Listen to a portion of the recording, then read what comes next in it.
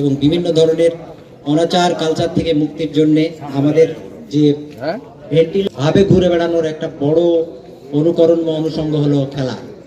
যারা খেলার সঙ্গে যুক্ত থাকে তারা সাধারণত অপরাপর অপরাধ বা এই ধরনের কাজের সাথে লিপ্ত থাকে না, আমরা সেটাই দেখি।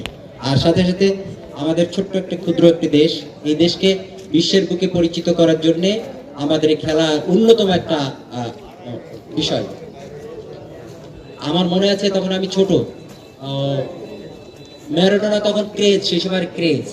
তখন ম্যারাডোনাকে জিজ্ঞাসা করা হয়েছিল, বাংলাদেশের একজন সাংবাদিক জিজ্ঞাসা করেছিল, you have huge fan back in Bangladesh, will you visit Bangladesh?